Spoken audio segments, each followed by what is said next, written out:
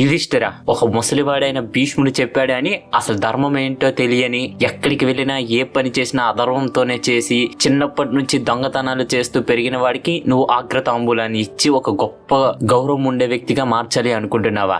దీనికి మేము ఒప్పుకోం అని ఇంకా తిడుతూనే ఉన్నారు. ఎవరు అని అందరూ వెనక్కి తిరిగి చూస్తే అది చేది రాజ్యాధిపతి శిశుపాలుడు. కొన్ని సంవత్సరాల క్రితం చేది రాజ్యంలో శిశుపాలుడు జన్మించాడు. పుట్టినప్పుడు 3 కళ్ళు 4 చేతులతో పుట్టాడు. అది చూసి అందరూ ఆశ్చర్యపోయారు. అప్పుడు అతనికి జాతకాలు చూసే ఒక ఋషి వచ్చి, మీ బంధువుల్లో ఎవరో ఒకరి చెయ్యి తగిలి ఇతను మళ్ళీ సాధారణంగా మారిపోతాడు, కానీ గుర్తుంచుకోండి, అలా ఎవరి చెయ్యి తగలగానే మళ్ళీ మామూలుగా మారిపోతారో అతని చేతుల మీదకే మీ కొడుక్కి చావు రాసి పెట్టి ఉంది అని అంటారు. దానితో మహారాజు ఒక పెద్ద ఉత్సవాన్ని ఏర్పాటు చేస్తారు. చేసి వచ్చిన వాళ్ళందరికీ ఆ పిల్లాన్ని ముట్టుకోమంటారు. కానీ ఆ పిల్లడికి ఏమీ కాదు. బహుశా ఆ వ్యక్తి ఇక్కడ ఉండకపోవచ్చు అని అనుకునే సమయానికి శ్రీకృష్ణుడు అక్కడికి వస్తారు.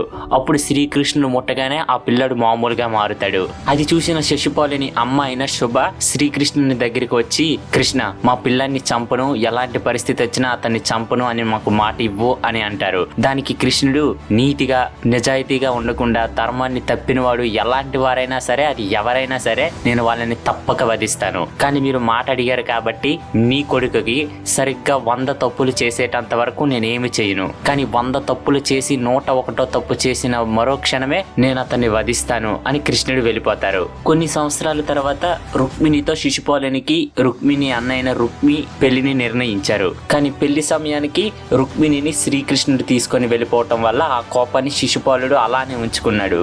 అది ఈ రోజు ఇక్కడ తీర్చుకుంటున్నాడు. ఎలాగో 100 తప్పులు ఉన్నది కదా అని తిట్టిన ప్రతి తిట్టు తర్వాత ఆ పక్కన ఉండే ఒక ఆకుని తీసి కింద పడేస్తున్నాడు. శ్రీకృష్ణుడు మాత్రం నవ్వుతున్నారే తప్ప ఏమీ అనట్లేదు. అలా శిశుపాలుడు శ్రీకృష్ణుడితో మొదలుపెట్టి భీష్ముడు, పాండవులు, చివరికి ద్రౌపదిని కూడా తిట్టి ఆకుని తీసి కింద పడేద్దామని చూస్తే అక్కడ ఉండే 100 ఆకులు అయిపోతాయి. అది చూసుకోకుండా తిట్టేస్తాడు. ఇక అతని గుండె చప్పుడు అతనికే వినిపిస్తుంది. కళ్ళు పెద్దవి చేసి తలని పైకెత్తి చూసేసరికి సుదర్శన చక్రం వచ్చి అతని కంఠం మీద తగులుతుంది. దానితో అతని తల తెగి గాల్లో 10 అడుగులు ఎత్తుకు ఎగిరి కింద పడిపోతుంది. మళ్ళీ ఆ చక్రం వెంటనే వేగంగా శ్రీకృష్ణుడి చేతి దగ్గరికి వచ్చి ఆగుతుంది. సభంతా నిశ్శబ్దంగా మారిపోతుంది. తర్వాత ఏం జరగబోతుంది? Hello guys, welcome back to CJ stories Mahabharatam episode number 18.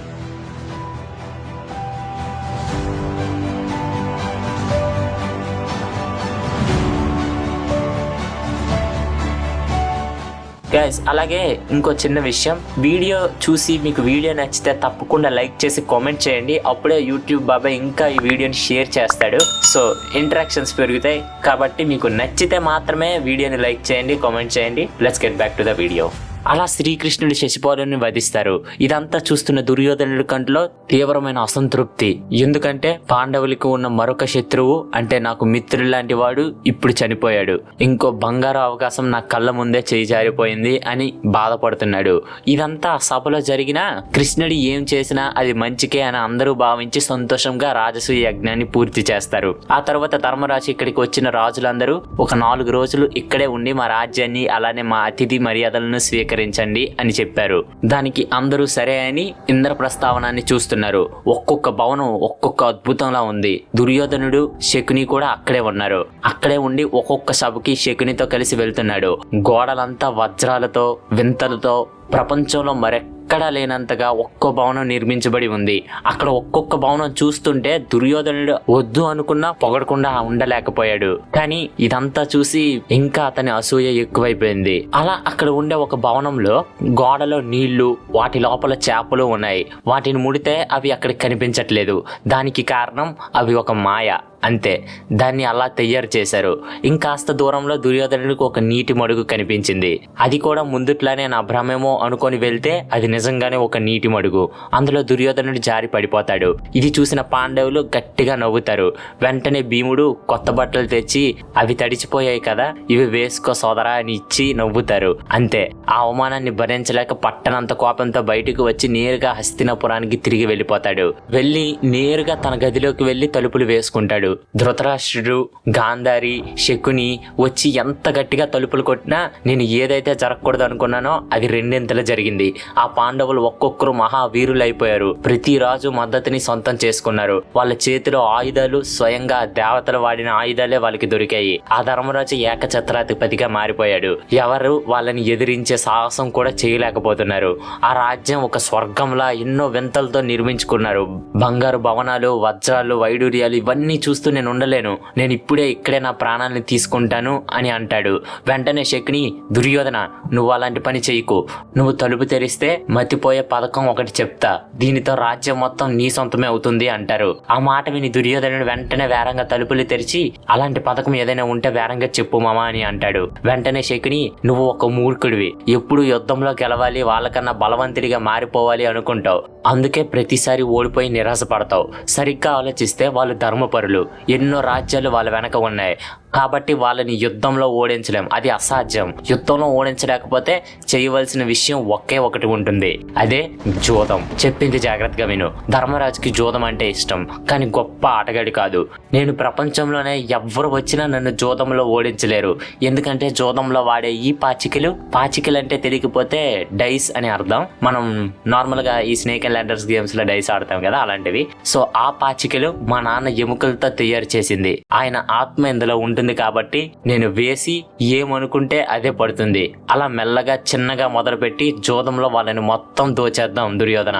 ఈ అవకాశాన్ని మాత్రం వదులుకోకూడదు అని అంటారు. ఇక ఆ విషయం విని దుర్యోధనుడు ఎంతో ఆనందంతో వెళ్లి ధృతరాష్ట్రుడికి కూడా ఈ విషయం చెప్తాడు. ధృతరాష్ట్రుడు మొదట విదురునికి చెప్తా, విదురుడు ఒప్పుకుంటే అప్పుడు అలా చేద్దాం అని అంటారు. కానీ దానికి దుర్యోధనుడు, మీకు నా ఆనందం కన్నా ధర్మమే ఎక్కువైపోయింది కదా నాన్నగారు అని అంటే, ఇంకా కొడుకు బాధని చూడలేక ధృతరాష్ట్రుడి ఇష్టం లేకపోయినా ఇప్పటికే దుర్యోధనుడు చాలా బాధలో ఉన్నాడు. ఇలాంటప్పుడు ఏది కాదన్నా ఏమైనా చేసుకుంటాడేమో అనే భయంతో ఒప్పుకుంటాడు. ఇక విదురుణ్ణి పంపించి ధర్మరాజుకి పిలుపుని పంపుతారు. మేము ఒక కొత్త భవనాన్ని నిర్మించాం. అది చూసి ఒక 4 రోజులు ఇక్కడే ఉండి ఒక జూదమాట ఆడి తిరిగి మీ రాజ్యానికి వెళ్ళిపోదురు రండి అని హస్తినాపురం నుంచి ఆహ్వానం పంపిస్తారు. అది చూసిన పాండవులు, వద్దనియా, దీని వెనక ఏదో పెద్ద కుట్రనే ఉంది కాబట్టి దీన్ని ఒప్పుకోకు అని అంటారు. కానీ క్షత్రియ ధర్మం ఏంటి అంటే ఎవరైనా యుద్ధానికి పిలిచినా జూదానికి పిలిచినా వద్దు అనకూడదు. విదురుడు కూడా జాగ్రత్తగా ఉండండి అని అంటారు. అయినా సరే ధర్మరాజు క్షత్రియ ధర్మాన్ని పాటించి పెత్తనానికి చెప్పండి, మేము ఈ ఆహ్వాన్ని అంగీకరించామని, హస్తినాపురానికి వస్తున్నామని అంటారు. దీంతో ప్రతి ఒక్కరూ సిద్ధమవుతారు. ఆ సభకు ఎన్నో వేల మంది రాజులను, గొప్ప గొప్ప వీరులైన ద్రోణాచార్యుడు, అతని కొడుకైన అశ్వత్థామను, అలాగే మహారథి భీష్ముడు, అంగరాజ కర్ణుడు వీళ్ళందరినీ ఆహ్వానిస్తారు. పాండవులు ఆ తర్వాత రోజే హస్తినాపురానికి చేరుకుంటారు. అక్కడే కొత్తగా వజ్రాలతో నిర్మించే భవనాన్ని చూసి విందులన్నీ ఆనందించి కొన్ని క్రీడలలో పాల్గొని ఆ రోజంతా ఎంతో సంతోషంగా పెద్దనాన్న ధృతరాష్ట్రుని అలానే గాంధారీ దేవిని కలిసి ఎంతో ఆనందంలో పడుకుంటారు. కానీ వాళ్ళకి తెలియదు తర్వాత రోజు వాళ్ళ జీవితంలోనే అత్యంత దారుణమైన రోజుగా మారబోతుంది అని. వాళ్ళకి తెలియదు కౌరవులు పన్నిన ఈ కుట్ర వల్ల వాళ్ళ జీవితాలే తలకిందులు అవ్వబోతున్నాయని, రాజ్యాన్నంతా కోల్పోయి అడవిల పాలవుతారని. వాళ్ళకి తెలియదు ఆ తర్వాత జరిగే సంఘటనే కురుక్షేత్రం అనే ఒక మహా వినాశనానికి దారి తీస్తుంది అని. శకుని దుర్యోధను దగ్గరికి వెళ్తాడు. దుర్యోధనుడు, మామ అంతా సిద్ధం కదా, రేపు ఏం జరగబోతుందో చూడాలని నాకు ఎంతో ఉత్సాహంగా ఉంది, నిద్ర కూడా పట్టడం లేదు అని అంటాడు. మరొక వైపు భీష్ముడు, కౌరవులు ఎందుకు ఇలా చేశారు, రేపు ఏదో జరగబోతుంది అని అనుకుంటున్నాడు. ఇంకా తెల్లవారి సమయం వచ్చింది. జూదానికి మొత్తం సిద్ధం చేశారు. ఆ సభలోకి పాండవులు వచ్చారు. ఇంకా ధర్మరాజు ఆటలో కూర్చున్నాడు. ఎదురుగా దుర్యోధనుడు, నా బదులు నా మామ అయిన శకుని ఆడతారు అని అనగానే ధర్మరాజు, అదేంటి దుర్యోధన, నేను వచ్చింది నీతో ఆడటానికి, అలాంటిది నువ్వు కాకుండా వేరే వాళ్ళని పంపిస్తున్నావు, ఇది ఆటలో నియమం కాదు. అయినా సరే ఇదే నువ్వు చేస్తా అంటే నాకు ఎలాంటి సమస్య లేదు, ఆట ప్రారంభిద్దామని ఆటను ప్రారంభిస్తారు. తర్వాత ఏం జరగబోతుంది తెలుసుకోవాలి అంటే ఖచ్చితంగా మీరు మన నెక్స్ట్ ఎపిసోడ్ అయిన ఎంబీ ఎపిసోడ్ 19 కోసం వెయిట్ చేయాల్సిందే. ఆ ఎపిసోడ్ మహాభారతం సిరీస్ లోనే అత్యంత బాధాకరం అలానే ముఖ్యమైన ఎపిసోడ్ గా మారబోతుంది. అండ్ అలాగే ఆ వీడియోతో మన వాల్యూమ్ 2 కూడా పూర్తవుతుంది. సో గైస్, మీరు ఆ వీడియోని అస్సలు మిస్ కాకూడదు. కాబట్టి ఇంకా మన ఛానల్ని సబ్స్క్రైబ్ సబ్స్క్రైబ్ చేసుకోకపోతే ఇప్పుడే సబ్స్క్రైబ్ చేసుకోండి. ఆ నెక్స్ట్ వీడియో కూడా నేను వేరంగానే ఒక 3 daysలోనే రిలీజ్ చేసేబోతున్నా. అంటే మాక్సిమం ఈ సండే ఆర్ సాటర్డే నేను రిలీజ్ చేయబోతున్నా. సో మిస్ కాకూడదు, ఇప్పుడే సబ్స్క్రైబ్ చేసుకోండి. అలాగే ఎంతవరకు చూసారంటే వీడియో నచ్చే ఉంటుంది. ఒకవేళ నచ్చకపోయినా ఎలా అనిపించిందో కింద కామెంట్ చేస్తే మేము నెక్స్ట్ ఎపిసోడ్ నుంచి ఇంప్రూవ్ చేసుకునే ఛాన్స్ ఉంటుంది. సో గైస్, అలాగే వీడియో నచ్చితే మీ ఫ్రెండ్స్ అండ్ ఫ్యామిలీ మెంబర్స్ కూడా షేర్ చేయండి. మీరు ఆ పనిలో ఉండండి. Let's meet again on MB episode 19.